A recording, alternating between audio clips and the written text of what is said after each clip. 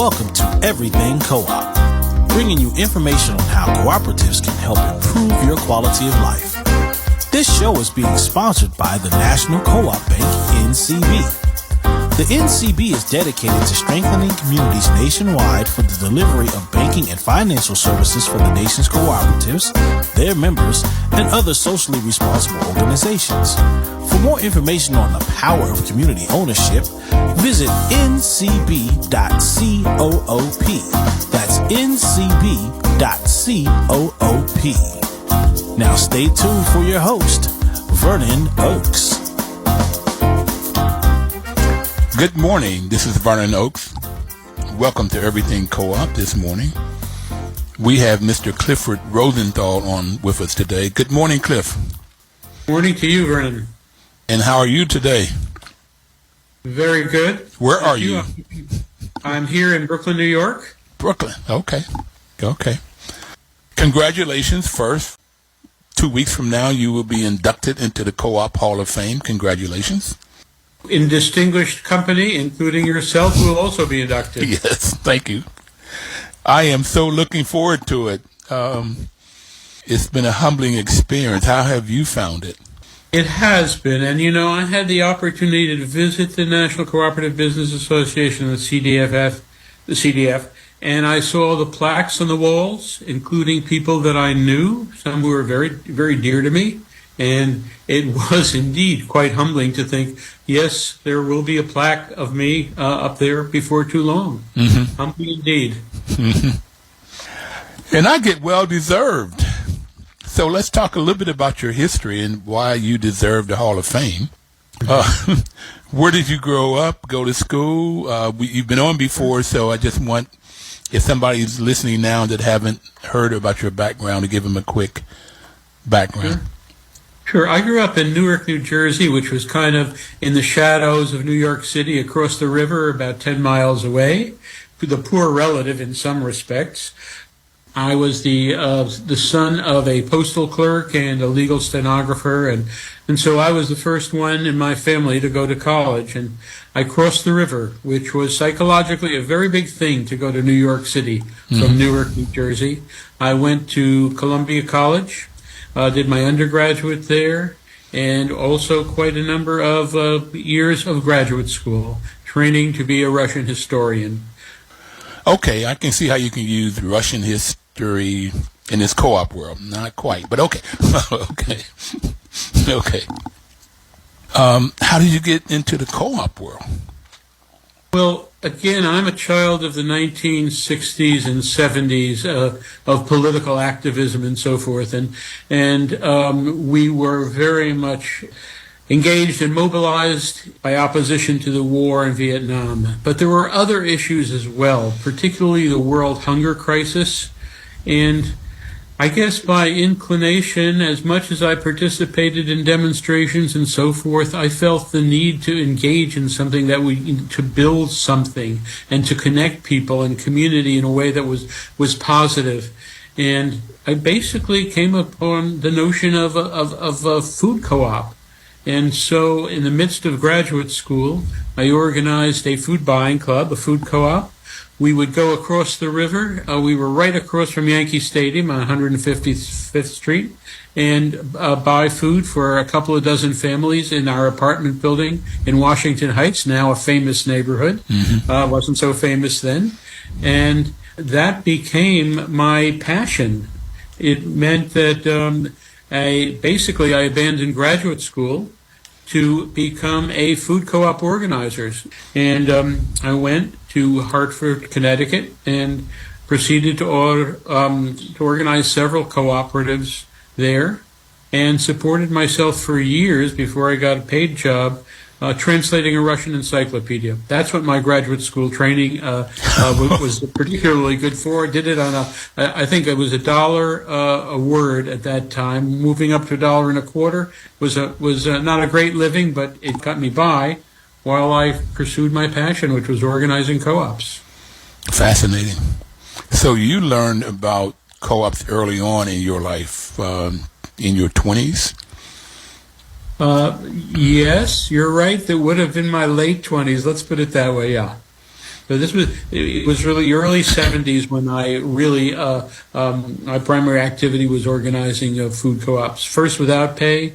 And then in 1975, I was offered the first job of my dreams, which was for a Native American Indian organization in Connecticut to help them organize a food co-op.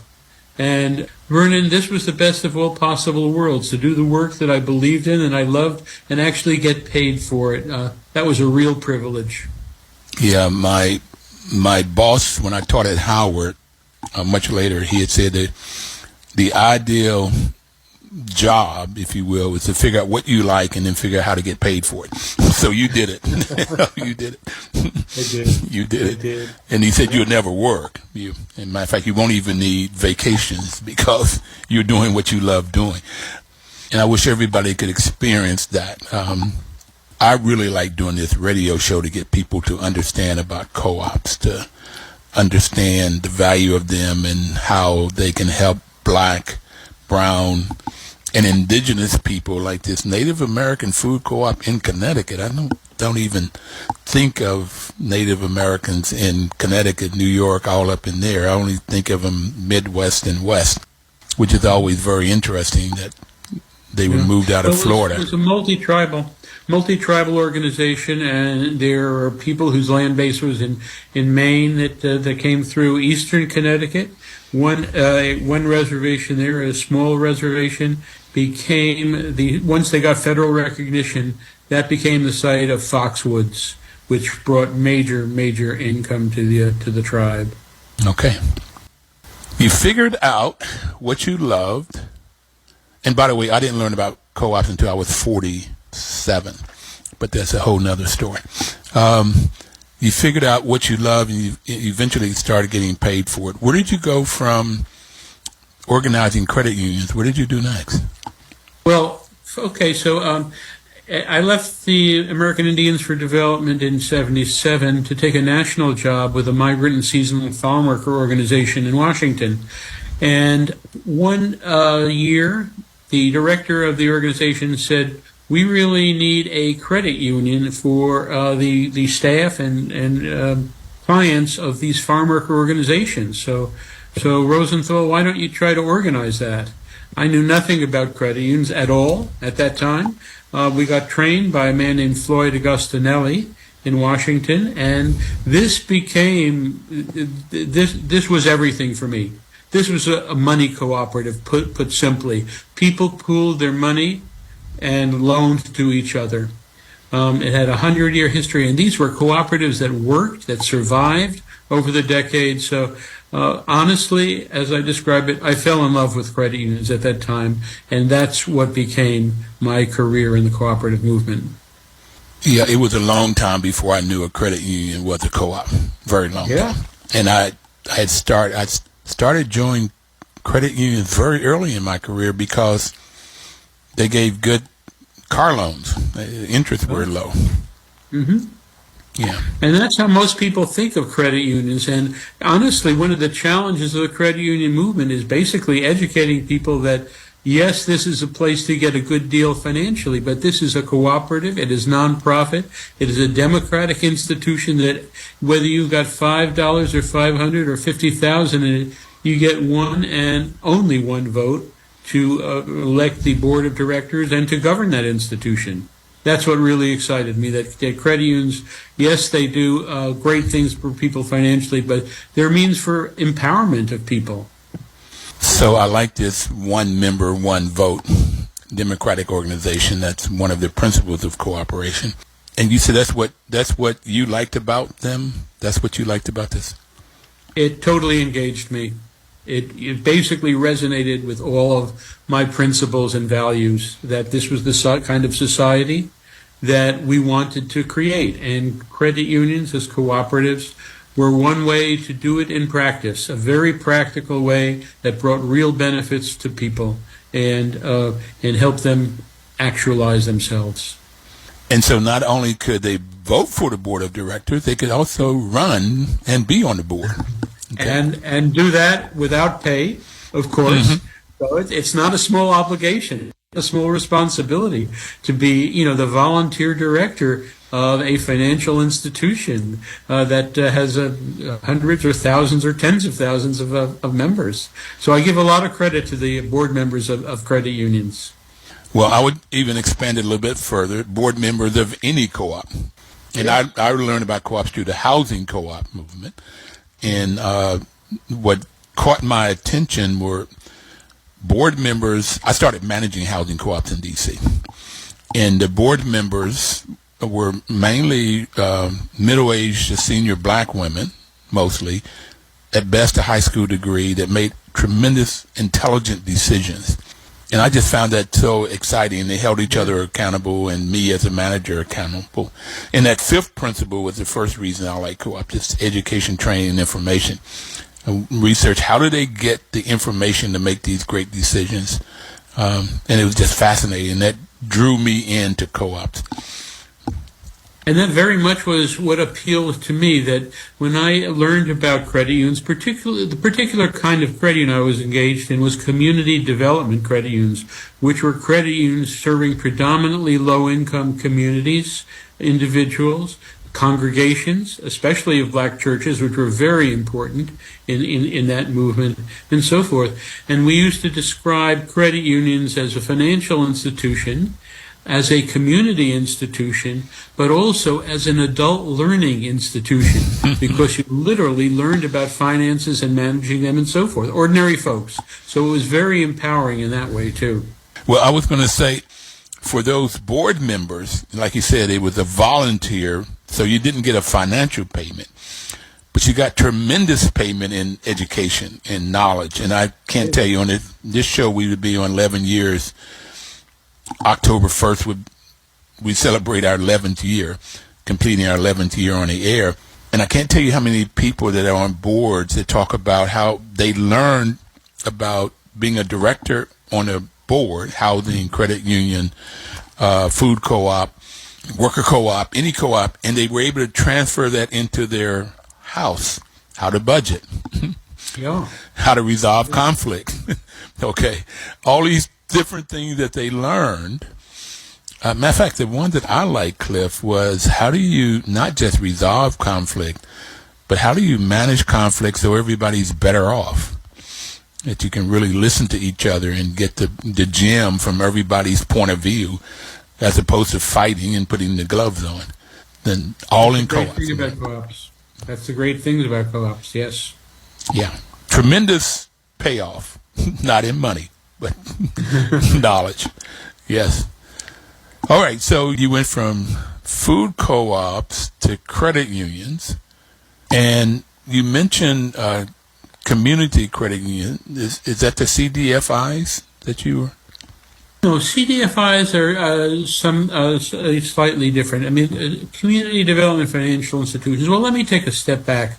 You know, I came to the Federation in 1980, the National Federation of Community Development Credit Unions, and we quickly were plunged into a crisis. We had federal funding then. We lost it altogether under President Reagan, and I spent much of the 1980s trying to rebuild the organization. And there were just two of us that time, myself, Annie Vamper, a black woman from Alabama who was one of the few credit union managers, black female credit unions at the time, later worked for the regulator. But it was Annie and me. Sometimes we were called the odd couple in the 1980s, okay. But trying to rebuild this organization. And the crisis we felt was, not surprisingly, it was capital. Without capital, you didn't have a financial institution. But our credit unions were disappearing left and right. They were an endangered species. Mm-hmm. And basically, it seemed to me that we were performing a vital function in the banking system. We were providing services to people the banks didn't want. So it became crucial to develop a source of capital. That's why I wrote the first paper calling for what became the Community Development Financial Institutions Fund, a federal fund to invest in credit unions serving low-income people, loan funds, minority banks, and so forth. And we probably never would have gotten too far with it other than that President Bill Clinton conceived this idea and ran on that campaign in 1991-92. And once he became president, we were thrilled to see him establish the Community Development Financial Institutions Fund to invest in institutions like my low-income credit unions, like loan funds, all of which were called CDFIs, Community Development Financial Institutions of various types. Okay. All right. And how many of those are in existence today? You know? Well, the movement has grown enormously. When we started it back in the early 1990s, there were maybe 200 to 300 that considered themselves and got federally certified as community development financial institutions. Now there are 1,500 of them. Wow. 1,500 of which about 500 are credit unions, a very substantial portion. Right here, Cliff, when you look back over your past, how excited do you get, or let me say it another way, when you look at starting these CDFIs and getting this fund together, how pleased are you with the work that you did to help all of it happen? I couldn't be more gratified, Vernon, really. As you know from the cooperative movement, it's never one person. It's never one person alone. So yes, I was at the beginning, and I brought together a nucleus of folks who to try to build this industry. But the kind of growth that I've seen, I worked at the National Federation of Community Development and Credit Unions for 32 years. And my successor, Kathy Mann, has renamed it Inclusiv, and they brought it to far greater heights than we'd ever achieved. And really, for someone who comes out of the nonprofit world, that's the greatest gift. That's the greatest blessing when you've built something that is sustained. And I believe that they'll be sustainable in perpetuity. And they've built it more. They've brought in more credit unions. So it's very gratifying to see that we for this movement, it's basically found a place on the national agenda. It's gotten congressional support at a high level, support from really up through the president and especially the vice president.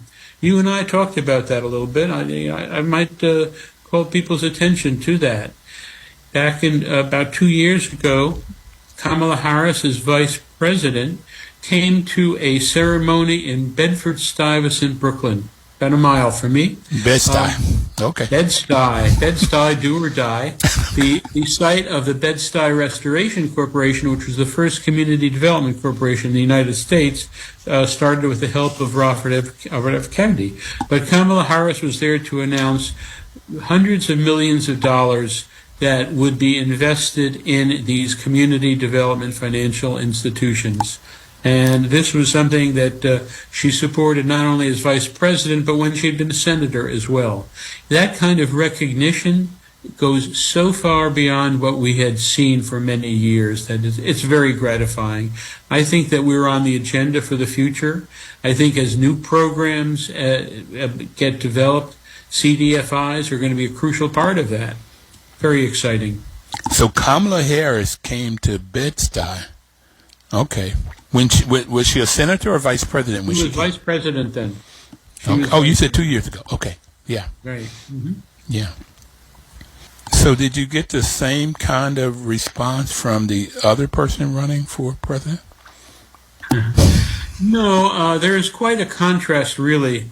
So, as I mentioned, this program started under President Clinton, and there were some rocky times when Newt Gingrich in 1994 tried to destroy the program, but it survived. It got a tremendous impetus at the time of the Great Recession under President Obama, and it got increased appropriations, became more visible, and so forth. And then President Trump was elected in 2016, and the Heritage Foundation had presented a plan that basically the Trump administration adopted or tried to adopt through its Office of Management and Budget that would have eliminated the Community Development Financial Institutions Fund altogether, claiming that the work of achieving financial equity had been achieved and there was no need for the federal government to put money in it. Well, Congress didn't go along with that. Every year, Congress provided appropriations regardless. And so these CDFI Fund and this movement continued to survive and really to thrive. You know, it's interesting how some people will say, we don't have the need for affirmative action, DEI, CDFIs, community development, financial institutions, because there's no need anymore. There's no more racism. There's no more bias. Okay. And it's just not true. Okay. It's just not true. Really. So let's go to, can you talk a little bit about, you were white male help running an organization that had majority blacks in it. How was that for you? Did you find reverse discrimination, or what did you find as you were running this organization? Well, we had some conflicts. I don't know that they were necessarily always about race, white or non-white, and so forth. But, mainly what I basically had to come to terms with, and some of this is the result of reflection afterwards, Vernon. As you know, I've written my memoir that appear in Community Capital, Race, Equity, and the Credit Union Movement, that there was no resentment of me because really I took over an organization that had lost all of its funding and nobody else wanted to do it. So for many, literally true, we would have perished otherwise. So people were, willing to give me, quite a lot of latitude on it. As we became more successful, the stakes became higher. But, what I came to realize, of course, there were things that, as much as I was a well-intentioned person, there were things that, as a white guy, I didn't get. I describe these in a chapter in my book, Community Capital, and one of them was about, representation. So, for example, there was an incident that I described where I came back to the office and I was complaining about a state employee who, was just, pretty negligent in her job. I mean, she wasn't paying attention. We didn't have a good meeting and so forth. And I was very critical of her in front of my staff. And, the state employee, state officer was black and female. And I realized that kind of criticism was very difficult for some of my black women on staff. And they took it very personally. I didn't mean it in any way, but there was a lot of room for me to have been a little bit more sensitive about that. And that was one of the lessons that I learned. I learned also lessons as a Northerner around the country, going to North Carolina, when I visited back in the 1980s, in the early 1980s, a black credit union that had historic roots going back to 1940s. And the president of that credit union, an African-American man, drove me around eastern North Carolina, and only later years did I found out that this was rather a scary thing, him driving around with a white guy. And I also stayed in his house and so forth. And, here I was in the 1980s, a white guy thinking that, oh yeah, we're all one country and we're, the harshest elements of racism are behind us, and wrong. Yes. Yeah. Well, fortunately, the car didn't get bombed or anybody shot or anything like that, or it didn't cause any upset in that community. But it's quieter now, but stuff still goes on. I grew up in Bluefield, West Virginia, and West Virginia succeeded from Virginia during the Civil War. They were on the north side, but you would have never known that as I grew up in the 50s and 60s in West Virginia. There's so much racism, it was not funny. And that stuff still exists when I go home. Sometimes I say I'm not going back down there. We have no more family there, but it still exists, and it's unfortunate. Race, equity, and the credit union movement. Any other lessons? It's hard to, as a white male in a predominantly black community, come in and criticize a black female who works in the state. I get that. because also the people that are listening to you are perhaps figuring out, are you doing this because she didn't perform, or are you doing this because she's a black female? There's all of these things going on. What other kinds of things did you learn, Cliff? Well, there are a lot of isms, and one of them is ageism that I had to come to terms with myself. And in the credit union movement, for example, everybody wants to move ahead and become, everything that the banks do and so forth. And there is a tendency to look down on some of those smaller institutions, including church-based black credit unions and other little ones, that particularly when they have older boards of directors, that they're really relics. They're obsolete, and we've got to move behind them, and they're not on top of it. So I came to terms with some of this stuff when I visited a couple of credit unions in Chicago, black credit unions, and their directors were in their 60s and 70s and probably the 80s. And what I learned was these people, regardless of the stereotype, had gone to all the trainings. They were totally on top of it. They were totally committed and so forth. And I realized, and this was self-knowledge, I was almost their age myself. So, we have a lot of blinders around race, around equity, around sex, around gender, and age, and so forth. So we can never stop re-examining that, and therefore reading How to Be an Anti-Racist was a very significant book for me in terms of self-examination. All right, we're going to go to our first break. That's a great place to stop. It's always self-examination, no matter what your race or age or gender is or political being, whatever. It's always looking to see where you are and what you're doing. We've talked about Cliff's background a bit and what it has meant, what the credit union movement has meant. When we come back, Cliff, I really want to talk about the future. Where do you see credit unions, financial institutions, in the next 20, 30, 40, 50 years? We'll be right back. Please don't touch that dial.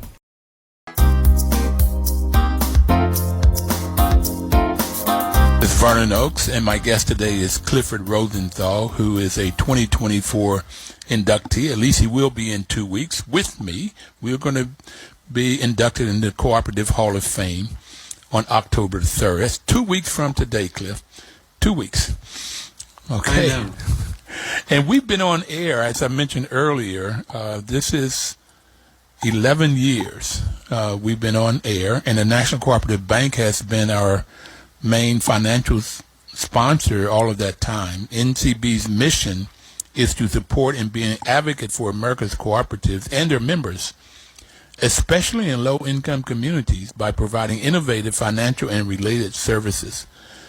So, Cliff, has NCB been supportive in this, in the work that you have done? Have you been able to draw on their knowledge and perhaps even their capital stack?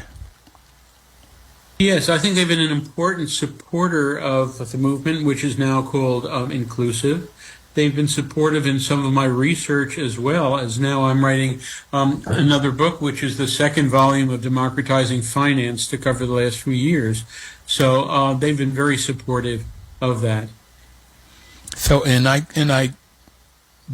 mission, it says low-income communities. And when you're talking about the smaller credit unions and churches, black churches, and throughout, it seems like there's a marriage between NCB's mission and the Inclusiv, the community development credit unions, and CDFIs. It seems like there's just a natural partnership. Yeah, I think so, and I think it's grown closer over the years, and it has helped to grow this community development credit union movement. So that's especially gratifying to see. All right, let's go now. Where do you see the credit union movement going? What do you see the future for CDFIs and credit unions? Well, I think that we're at an exciting place in history. That if you look at the last few years, which have been an extraordinary time and a very difficult time in lots of ways, back in 2020, if we can bring ourselves back then to the onset of the pandemic, the COVID-19 pandemic, it changed a lot in our society. One of the positive aspects of it, though, was that it gave a chance for community development financial institutions and credit unions, among those, to basically shine and become much more visible because they were providing capital to minority and other small businesses that the banks were not. And that gave impetus to a major influx of funds, capital on a scale that we'd never seen, numbered for the minority banks in the billions of dollars. This is transformational stuff. We spent many years trying to achieve a level of sustainability, and with the help of these federal investments, some philanthropic investments as well, the institutions that are in this movement are better positioned to be sustainable for the long term.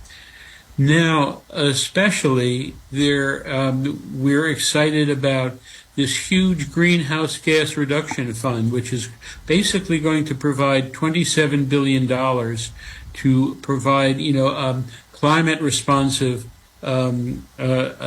addresses for low income communities, both the equipment and the infrastructure and so forth. And this is going to take place in significant part through these community development financial institutions and credit unions. So that's one aspect of it. The other aspect. I'm sorry, Chris. Cliff. I'm sorry, but you said 27 billion with a B. 27 billion. Okay. So, for example, my old organization, which again I took over and was bankrupt, and we literally had nothing in 1983, they were awarded $1.8 billion to distribute and disperse among hundreds of credit unions around the country in order to advance their climate-related work. This is huge. This is huge. Enormous opportunities to affect communities and people at a time when we're also worried about the climate crisis. So that's one of the areas that I think I'm very excited about. The other area, and it's still a little bit fraught with challenges, is the area of diversity, equity, and inclusion. And as I think you know, Vernon, there has been a backlash against this. It's been broad and it's been deep. It was the Supreme Court's ruling around affirmative action affecting some universities, but it didn't stop there. And it affects the backlash is a campaign that's being waged in almost every aspect of American life, including in finance as well. So what gives me hope on that is that I've seen within the credit union movement a strong and growing commitment to diversity, equity, and inclusion that's embraced, interestingly and importantly, by the regulatory agency, this independent federal agency, the National Credit Union Administration, and the head of it, particularly Todd Harper, is an extremely strong advocate for DEI.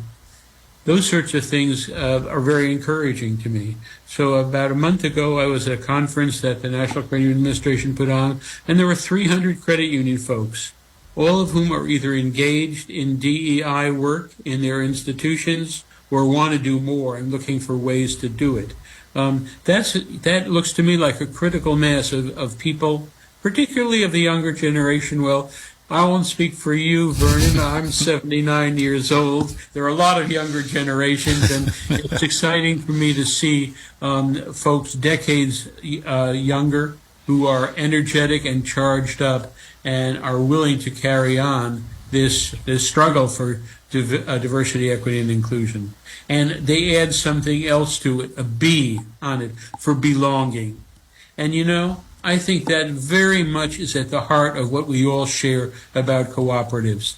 As you say, Vernon, as we were talking about that earlier, the principle of cooperatives of being open to all. I mean, the sense of belonging is, I think, awfully important to all of us in our lives. So, DEIB, okay. Yeah. And you said To me. younger. So we're in that same cohort, our baby boomers. I'll be 77 October 7th in 3 weeks. I am 2.5 weeks. I'll be 77 years old. You're 79. So we grew up in that same kind of Martin Luther King, the March on Washington in 83, the Civil Rights Movement. And you've mentioned Reagan, Clinton, Obama, Trump, Kamala Harris. I mean, that's a whole range of policies with those different folks. I could have talked about Jimmy Carter too, but I didn't want to stretch it out too far. Okay. He actually was quite significant in passing a fund that helped our credit unions for a while before President Reagan's administration abolished it. Yes, and it's amazing how much the Republicans like Reagan and how much harm he caused low-income communities in all aspects. And we're talking about money now, getting money out to low-income communities through credit unions and CDFIs, and the government providing some of those funds. You got excited talking about what we're doing with greenhouse gas reduction and diversity, equity, and inclusion, and belonging. Are there anything else you see in the future, any trends that the credit unions or CDFIs that are providing loans to its members and education, financial education? Well, that's always been a fundamental purpose and function of credit unions. You know, I think that we would love to see credit unions touch more parts of people's lives as consumers and so forth. They have an important role in housing, and I think it's going to become more critical in the years ahead. I don't have to tell you, as someone who came to the housing cooperative movement, that shelter, having become so expensive and difficult for people, is one of the major challenges. So I would love to see credit unions become more involved, frankly, in financing housing cooperatives. I live and have lived for more than 40 years in a very small cooperative with 3 families. Now it's 2 families. But when we needed to upgrade our electrical system in our 110-year-old house in Brooklyn, we were able to finance that from what was Union Settlement Federal Credit Union. Now as a member of Lower East Side People's Federal Credit Union. So I would love to see credit unions more engaged in it.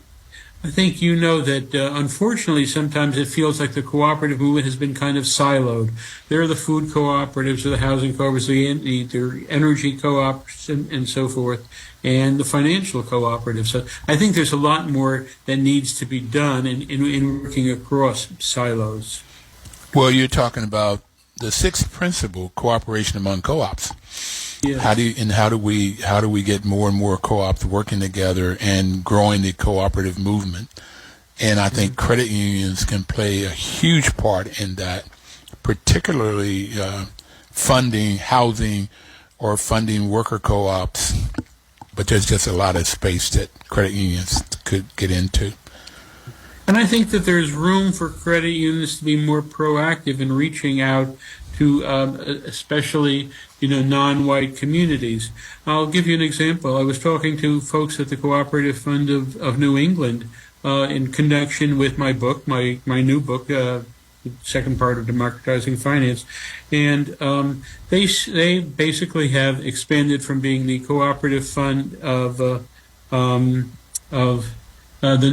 sorry, I got it wrong. They're expanding to become the Cooperative Fund of the Northeast. Yes. This is partly because they looked at New York. They'd done a little work in New York and so forth, but they didn't have a real presence. And New York State doesn't consider itself part of New England. Well, particularly as that fund is moving into New York, they're trying to reach out to people of color who are engaged in cooperative development. That the rural cooperative movement, particularly in the Northeast and other parts of the country, I think also has been very white, and yet there is a need to reach to communities of color and bring the resources and the skills of organizing to serve those communities. So I was very encouraged to talk to them about it, and I think that they'd be well worth chatting with. I do too. I think there's a lot of, because how many credit unions are there? You said 1,500 CDFIs, of which 500 are credit unions. Yeah. How many credit unions are there now? Do you have a sense? Sure. Well, unfortunately, from my perspective, we'd seen a consolidation in the credit union industry that really parallels the banking industry. When I came to the credit union movement in 1980, there were approximately 20,000 separate credit unions in the United States. Today, there are 4,500. Now, credit unions tend to be larger, and they serve many more people.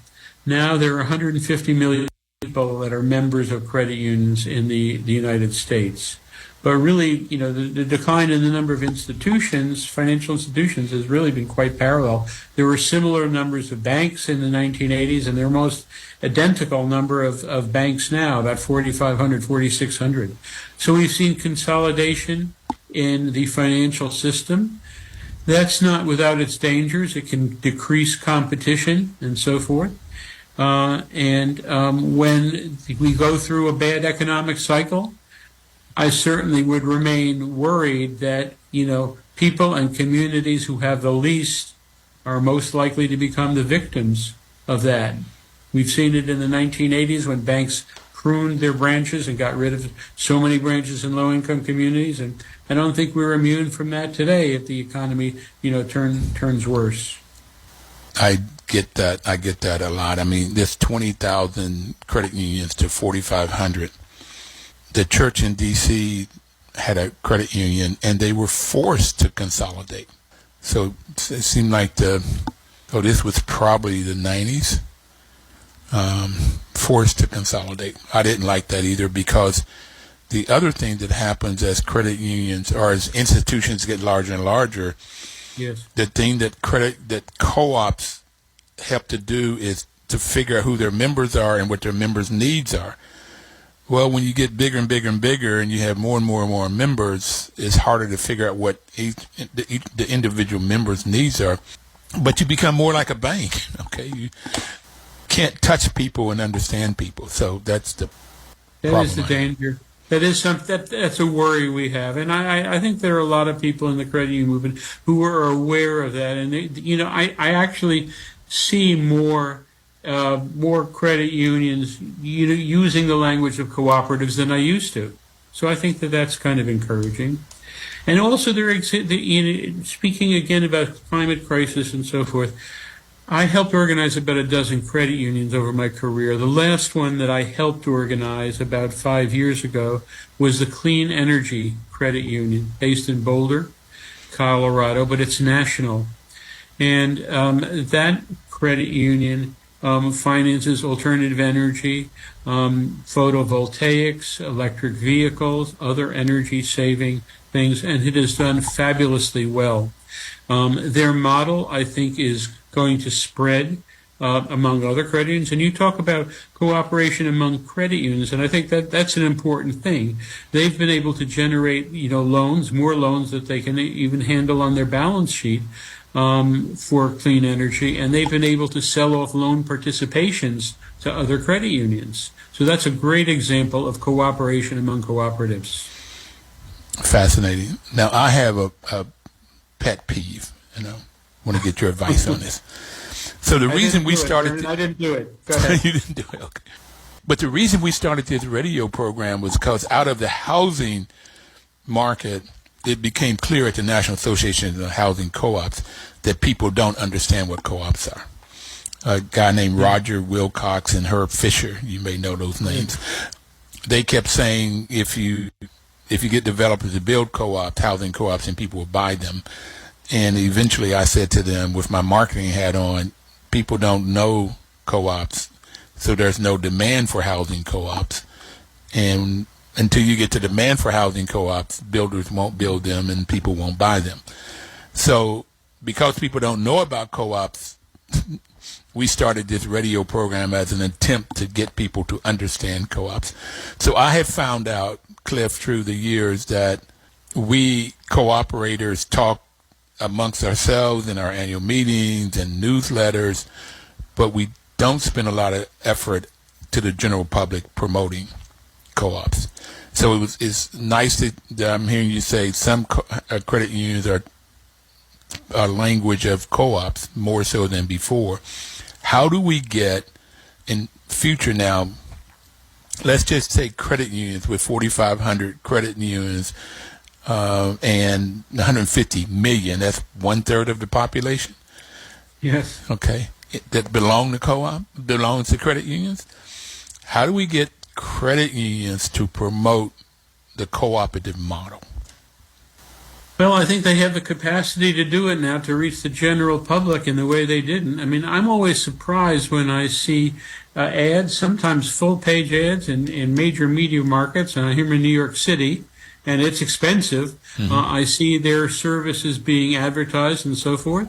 And I think they hit some of the right notes in terms of, hey, you're not just a customer, you're a member.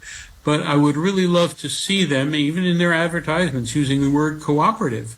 It shouldn't scare people off at this point. They should make that connection. They have the capacity to do it. There's, tens of millions of dollars being spent for advertising.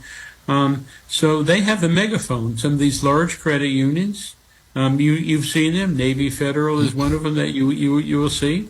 Bethpage around New York City is another one. The word about the credit union is getting out there. More and more people understand the financial benefit when they learn about it. That rings a bell with them. But I think that more can and should be done in terms of putting those words out there, cooperatives, common ownership. This is ours. This is our institution. How do we, you and I, seniors on the block, get more credit unions in their advertisement, whether that's radio, and here in D.C., Navy Federal is all over the radio and print. How do we get them to promote the cooperative model? Well, gosh, I don't know. I'm inclined to say, Vernon, that it's above my pay grade. Nope, don't take that one. But look, I think, media is important, and, and your radio show is important to it. I mean, I don't know whether you're syndicated, whether you could be syndicated much more broadly. That would be exciting to hear that out there. And, there should be major media folks that should be interviewing you, not just you interviewing us. Right. So there's that. Yeah. So I was thinking of the national either going to some place like Inclusiv, since you know those folks and you have to get that started. You worked there for 12 years, is that 12 or 32 years? 1980 32. Only 32. Only 32 years. That you know those folks, they know you, and how to lay out a program. You did the original concept paper that led to the CDFIs, how to do a concept paper. We could work it together to get Inclusiv members to promote the credit union model, the values of credit unions and the principles of credit unions. Great. Well, we're going to have a great opportunity, Vernon, because the folks who advanced my nomination and who will be presenting me at the Hall of Fame are Inclusiv, and my successor, Kathy Mann. So let's you and I and Kathy Mann get a few minutes together and see how we can kind of brainstorm a bit. Yes. I would like that. We've got Thursday, maybe, I don't know if she's coming. Are you coming in on Wednesday or Friday? But I will. She's coming in on Thursday, I believe. So maybe we can huddle somewhere on Thursday after the panel. The panel discussion is from 4 to 4:45. We have an hour after that, or an hour before. That would be great. We really want to talk about and put in place, how do we promote the cooperative model? I think it's past due, way past due. Yeah. And one of the things that Inclusiv has done particularly is they've done tremendous work in Puerto Rico, where the cooperativas, which are credit unions and with other cooperative services as well, have been brought into this movement literally in the last few years. It's been a major expansion of outreach and building bridges. And maybe there's some examples in that as well. Okay. Did you all start after one of the major hurricanes and the places were? That's right. Yeah. After the hurricane, Inclusiv and other institutions were involved as well.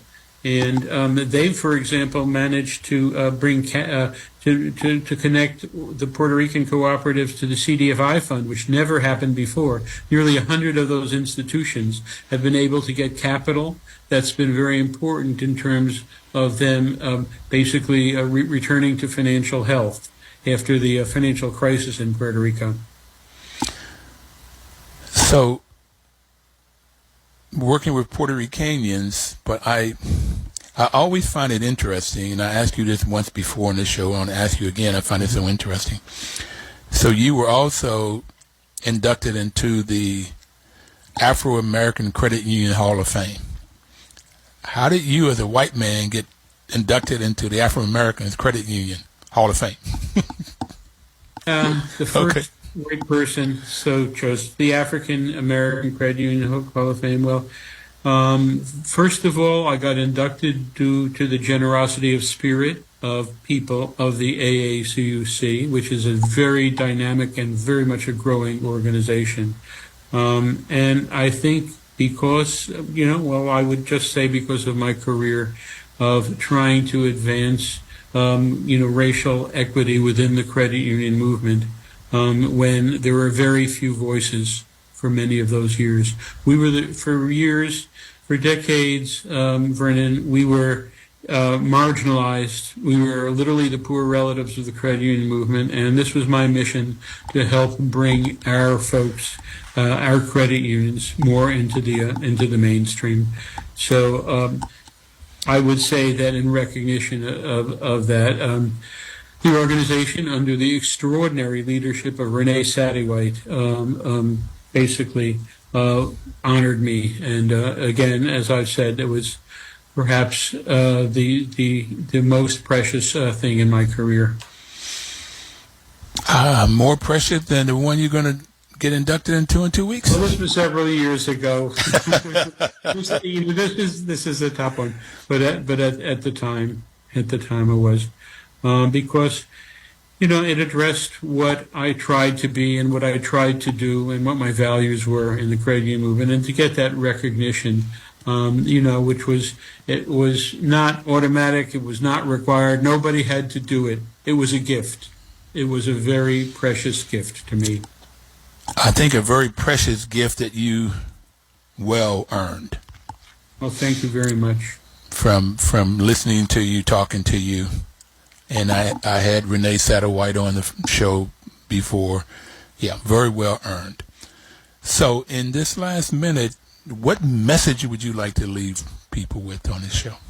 This is an exciting time to get into the credit union movement. There are resources, there are recognitions, there's commitment beyond what we've seen for a very long time. I think that there's a critical mass of folks who can join you in that struggle. When I went to the conference from the National Credit Administration, there were 300 people who were there because of their commitment to DEI. It feels like, in short, to borrow a political slogan, Vernon, we're not going back. We're not going back, and we won't. Okay. I like the slogan. I like the person behind the slogan. And I'm glad you're using it. We're not going back. That is great. So there's jobs in the credit union movement. There are careers in the credit union movement. And if you need money, there's ways of going and getting money for your house, for your car, for your computer. Great. Sir, thank you. Everybody out there, we'll be back next Thursday. Please live cooperatively.